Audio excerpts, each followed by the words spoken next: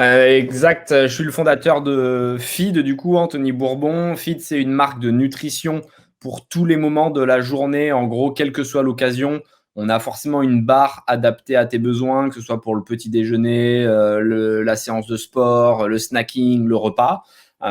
Et on a lancé cette marque il y a 3-4 ans maintenant et on s'est concentré au début sur le online qui nous permettait d'être au contact de nos consommateurs. Et ça nous a permis de raconter une histoire qui allait plus loin que le simple produit, même s'il était super élaboré. Je pense que c'est un must-have aujourd'hui. C'est vraiment quelque chose que toutes les marques doivent avoir, à savoir un cahier des charges qui soit le plus pointu possible. Nous, par exemple, les produits sont vegan, sans gluten, sans lactose, fabriqués en France, etc., etc.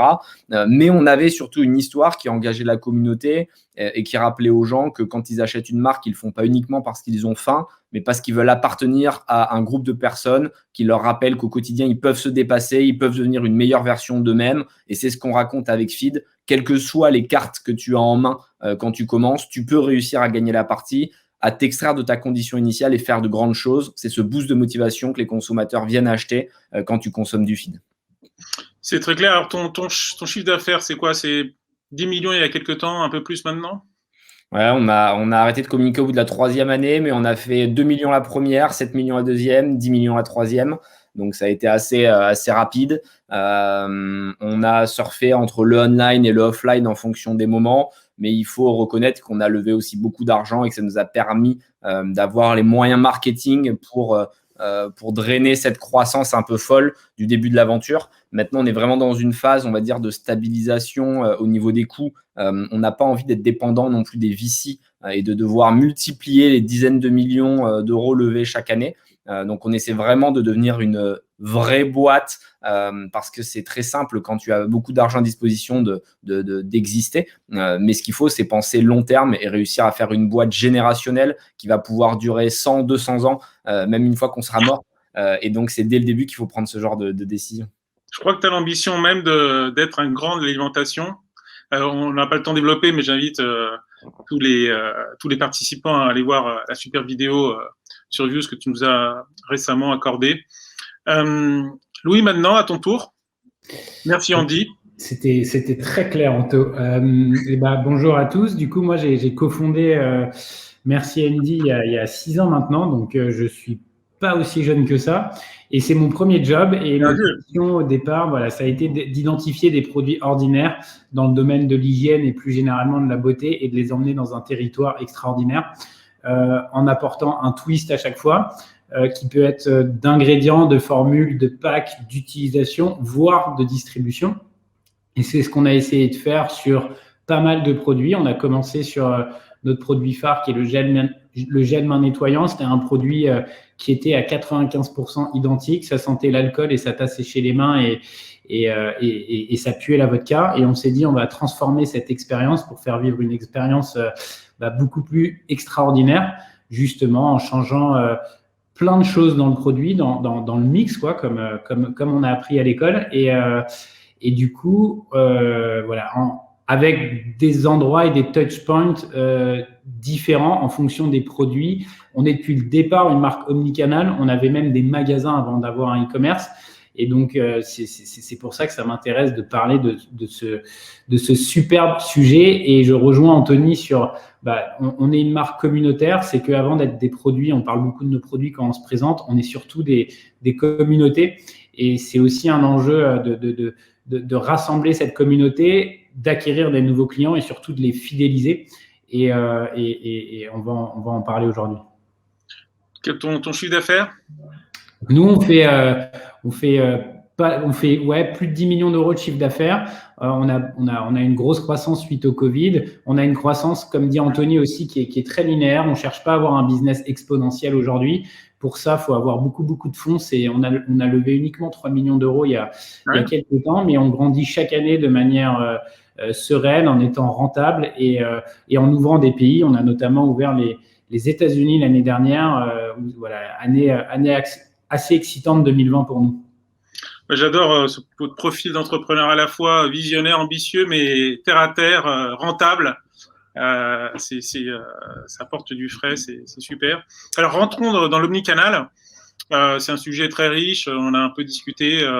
Vous avez des angles assez différents parce que l'un vient du monde plutôt du magasin, l'autre plutôt du monde online. Alors, Louis, tu vas peut-être commencer pour t'avertir parfois à l'ordre de prise de parole. Et avant tout très simplement, très concrètement, c'est quoi tes leviers omnicanaux? C'est quoi tes différents canaux? En fait, nous, comment on a réfléchi notre stratégie de distribution? Parce que l'omnicanal, c'est surtout sur l'aspect de distribution de notre mix. C'est où est-ce qu'on a envie que nos clients, qu'on appelle nos chatons, nous achètent et nous trouvent. Et à chaque fois, on se pose cette question-là. Online, alors on va commencer parce qu'aujourd'hui, c'est pas forcément un must-have. Il y a des super marques qui n'ont pas de site e-commerce marchand qui fonctionne. Mais si on a envie de raconter une histoire et qu'on a peu de moyens, aujourd'hui, c'est possible de faire un site internet. Ça peut coûter moins de 500 €. On fait quelques belles photos et on peut avoir un site internet. Donc, nous, c'est le site internet. Au départ, c'était une vitrine. Il est devenu marchand quelques mois après notre lancement. Et aujourd'hui, l'histoire, tu viens sur le site internet quand tu veux ta dose d'arc-en-ciel. Tu sais que tu vas avoir des cadeaux, des offres exclusives, des promos. Tu vas pas forcément trouver les produits à l'unité parce que c'est pas dans notre intérêt de vendre à l'unité sur le web. Donc, tu sais pourquoi tu viens sur Internet. Et si tu le sais pas, c'est que notre message, il est pas assez clair. Ensuite, la distribution, elle s'est faite, je pense qu'il faut la construire de manière à la fois stratégique, se dire où est-ce que je pense que je peux avoir une place et fonctionner en sell-out, ça veut dire en sortie de caisse, mais aussi quelles opportunités j'ai. Moi, je rencontre plein d'entrepreneurs qui se disent je veux absolument aller chez Monoprix, alors qu'en fait, Monoprix leur dit non depuis 3 ans et Franprix leur ouvre les bras grand la porte. Donc, nous, on a été aussi opportunistes. On a travaillé avec les gens où ça faisait sens en termes de valeur, en termes de price point, en termes de produits, mais aussi avec des gens qui avaient envie de travailler avec nous. Et ça aussi, à l'international, on s'est dit, il faut absolument ce pays-là, il est gros, ils ont un gros panier moyen, notre cible est là-bas. On se prenait des claques et finalement, il y avait des gens depuis 3 ans qui, nous, on leur disait non et on commence à travailler avec eux. Et voilà, donc moi, je fais ce mix entre opportunité et business. Et tout ça étant l'objectif de raconter en fait une expérience différente en fonction des magasins ou des endroits dans lesquels on est distribué. Toi, tu viens du magasin à l'origine. Nous, notre histoire, alors ça s'est joué à quelques semaines ou quelques mois, on était encore étudiants, mais notre premier magasin physique à nous avoir distribué, c'était Colette, et c'était volontaire. On voulait avoir un point de vente hyper significatif dans notre histoire pour positionner la marque. Et ça a été Colette, et on a été chez Colette, oui, quand on a eu notre première production, elle nous a pris tout notre stock. Donc voilà, on l'a vendu là-bas. Et bon début. Voilà, exactement. Et c'était incroyable parce que c'est un client sur lequel on s'est appuyé aussi dans notre démarchage commercial. Pendant 3 ans, dans l'objet de mon mail, il y avait le mot Colette. Quand je contactais H&M, Urban Outfitters au UK, même Sephora maintenant qui est un de nos gros clients, on utilisait vraiment la référence Colette pour le positionnement de marque. Alors aujourd'hui, c'est quoi ton canal numéro 1? C'est quoi tes différents canaux? Est-ce que tu peux nous dire leur proportion? En gros, sans rentrer dans les détails. Alors, en temps normal, c'est 2 tiers wholesale, un tiers retail et e-retail. J'inclus le e-retail dedans, ça veut dire les sephora.com ou les monoprix.fr. On est sur 2 tiers, 1 tiers. Après, ce que j'essaye de construire aujourd'hui, c'est une boîte super agile. En ce moment, on vit notre 3e confifi et tous nos magasins sont fermés. En tout cas, 90% de nos magasins sont fermés. Et je continue d'investir. Par contre, on adapte notre stratégie, nos acquisitions, le stock aussi. On essaie de construire une boîte agile où en fonction de l'actualité, alors là, c'est le Covid, mais demain, ça peut être la saisonnalité, ça peut être la météo. On se rend compte que le e-commerce chez nous marche beaucoup mieux quand il fait pas beau. Typiquement, ce week-end, il a beaucoup plu, on a vraiment fonctionné. Voilà, donc on adapte en fait, on essaye de construire une boîte qui soit ultra agile et investir quand c'est le bon moment. Un autre exemple, c'était le travel retail dans les aéroports. C'était quasiment 15% de notre chiffre en 2019. En 2020, c'était 5 et en 2021, ça va être 0. Donc, voilà. Mais ça ne veut pas dire qu'on déporte ce business ailleurs parce qu'on a construit une marque qui est capable de s'exprimer dans plein de touchpoints différents. Cela dit, la parfumerie, j'imagine, restera stratégiquement votre numéro 1 en type de magasin. Exactement. Anthony, alors toi, donc, tu viens d'une autre origine qui est plutôt web. On en a un peu parlé dans des interviews. Et tu es passé du fameux modèle DNVB au modèle ONVB.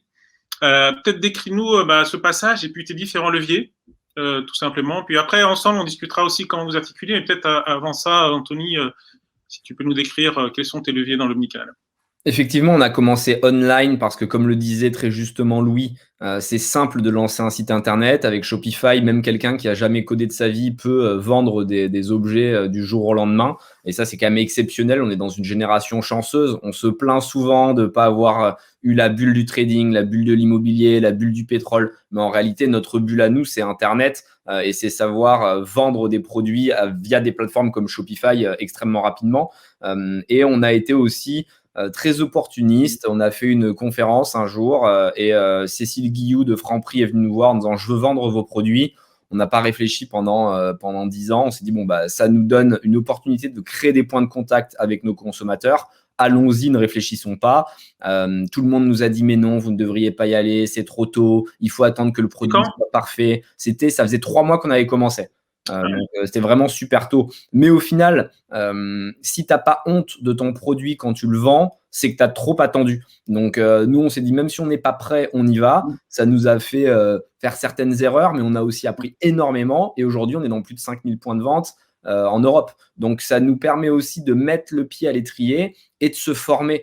Je dis souvent que l'action mène à la stratégie et pas l'inverse. Donc, quitte à faire des erreurs, tentez à partir du moment où ça vous rapporte du chiffre d'affaires. Au début, il ne faut pas non plus trop itérer. Il y a des gens qui adorent brainstormer pendant des heures. Moi, ce qui me plaît, c'est de faire du chiffre d'affaires et d'avancer et d'apprendre de mes erreurs. Donc, on a commencé avec Franprix, puis après, tout s'est emballé avec Monoprix et tous les autres retailers à peu près, on va dire, français.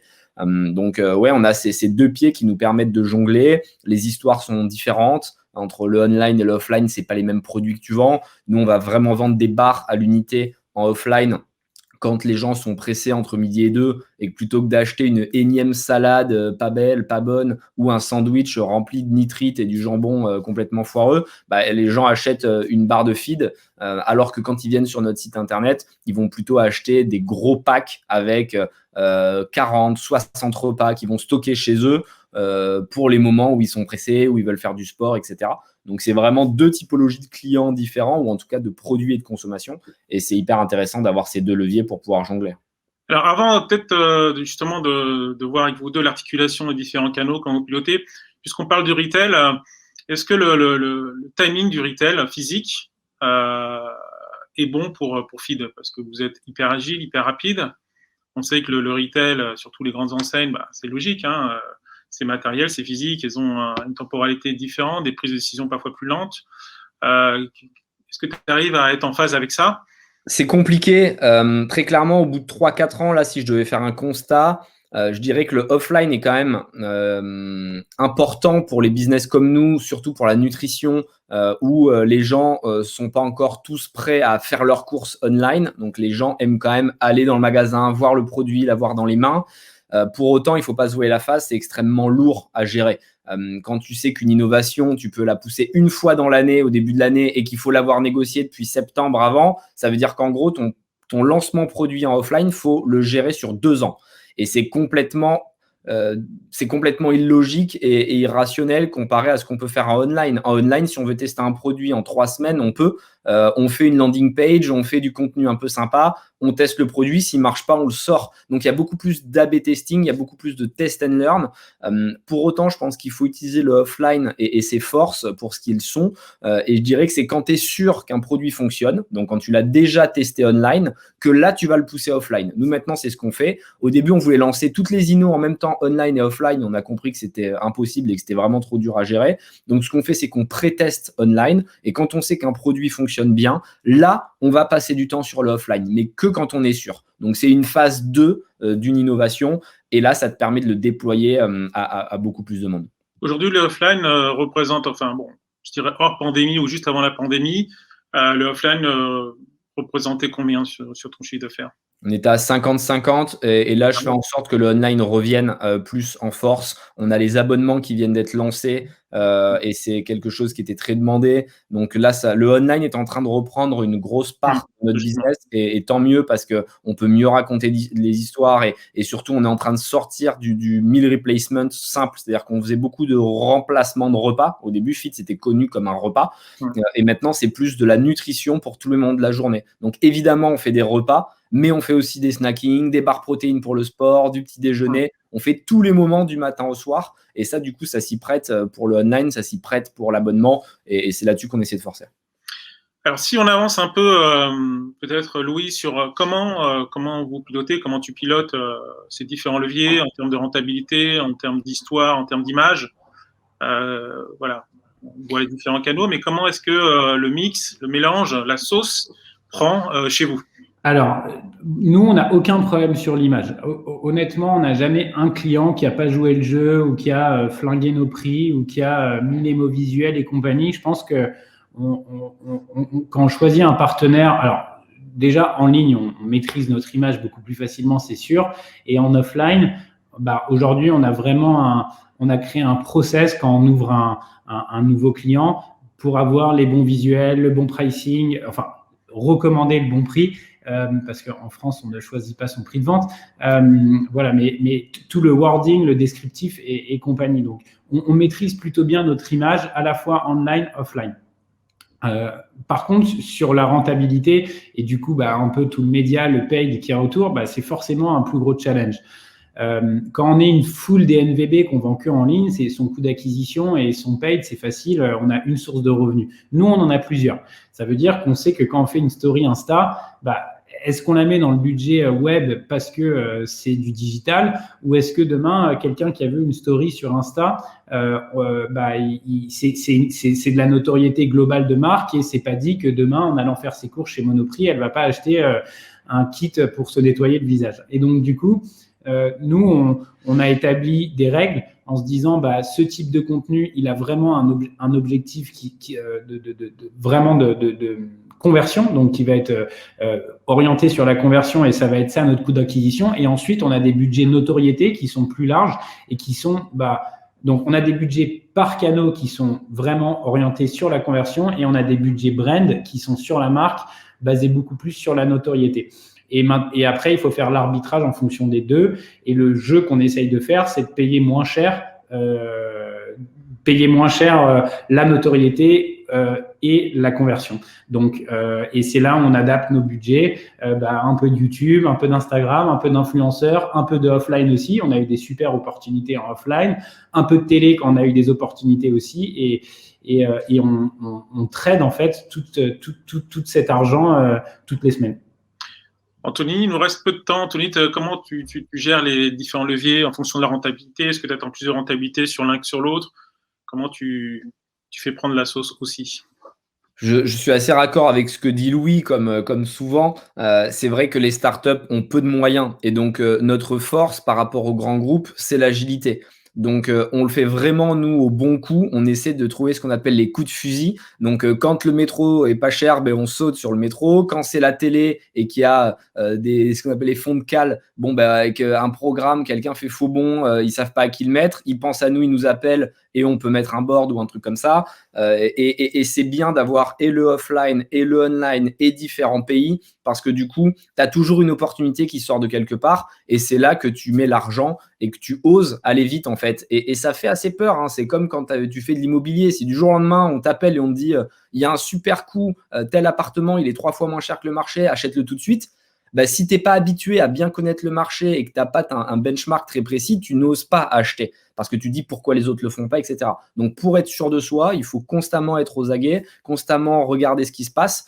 Et c'est effectivement un métier de trader pour moi, réussir à acheter du point de contact le moins cher possible. Et parfois, quand il n'y a pas de bon coup, ne pas trader, c'est aussi trader. C'est-à-dire que tu te concentres sur tes réseaux sociaux, tu te concentres sur ton organique, tu essaies de faire du contenu, tu essaies de faire de l'inbound marketing, à savoir tu racontes des choses qui sont intéressantes, typiquement, chez Feed, on peut faire un article sur quels fruits manger en hiver pour pas être malade. Bon, ben, les gens vont regarder cet article et in fine, à un moment, ils vont détecter que c'est Feed qui l'a rédigé. Bon, ben, on va leur dire, plutôt que de manger 12 pommes et 3 bananes pour être en forme, vous pouvez aussi acheter une barre de Feed Crispy banane, quoi. Et ça vous fait l'équivalent. Donc, il y a différents aspects, différentes manières pour prendre la parole et il faut réussir à le faire en gardant cet aspect co-skilling en tête.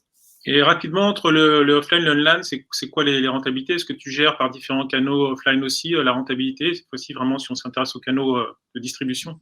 C'est vraiment deux business models complètement différents. Il y en a un online qui est drivé par le coût d'acquisition, donc combien tu payes ton client, et après avec CM1, CM2, CM3, donc tes marges contributives post-supply chain, post-marketing, alors que pour le offline, au final, une fois que tu as vendu tes produits au distributeur, tu n'as plus aucun frais. Donc, contrairement à ce qu'on peut penser, parfois, pour certains business, dans lesquels je peux investir ou que je suis, le offline est un meilleur coût que le online parce que le online, tu as l'impression que tu es en direct avec ton consommateur, qu'il n'y a pas de personnes qui vont prendre des pourcentages. Ok, mais en attendant, ça coûte de l'argent de livrer ton colis, ça coûte de l'argent de le transposer ou de le garder dans tes usines.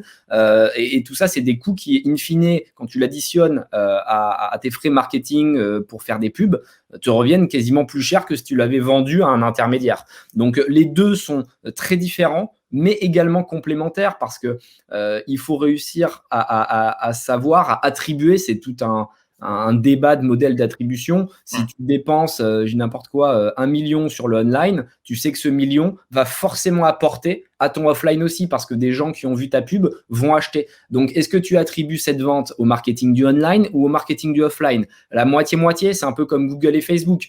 Si quelqu'un voit d'abord ta marque sur Facebook et qu'il la Googleise et qu'à la fin, il fait l'achat post-Google, est-ce que c'est Google qui prend? Est-ce que c'est Facebook? Donc, un modèle d'attribution, il n'y a pas de bonne réponse. Chacun fait à sa manière. Alors, le temps a évolué. Juste pour finir, peut-être, quels sont vos next steps? Mais vous avez 1 seconde pour me donner toute votre stratégie sur les 5 ans à venir. Next step. Écoute, moi, c'est de me faire kiffer, de faire kiffer ma team. Donc, et aujourd'hui, dans cette stratégie omnicanal, il nous manque un truc, c'est le retail. Et pour moi, le retail, il ne doit pas être transactionnel. Uniquement, il faut qu'il soit expérientiel et on a plein d'idées. On nous demande tous les jours quand est-ce qu'on ouvre des boutiques. Donc voilà, aucune idée si ça sera rentable demain, mais en tout cas, j'ai envie de me faire kiffer et de me dire que très rapidement, on va ouvrir une boutique. Ah, c'est une belle mission. Ouais, il a raison parce qu'au final, l'argent ne doit pas être une finalité, mais plutôt une conséquence. Et en fait, c'est si tu prends du plaisir et que tu racontes un message qui est authentique, qui est cohérent avec ce que tu es en tant que fondeur, que la communauté est engagée et a envie de te suivre. Donc, la seule chose que je peux dire, c'est pareil, c'est prendre un max de plaisir, porter un message de méritocratie, réussir à déclencher une sorte de révolution en France en montrant que peu importe ton milieu social, tu peux t'en sortir, tu peux réussir, même si tu n'as pas les bonnes cartes initialement, et continuer à faire des produits qui soient de mieux en mieux. On a beaucoup bossé sur le goût depuis le début du lancement de Feed, et on va continuer dans cet esprit.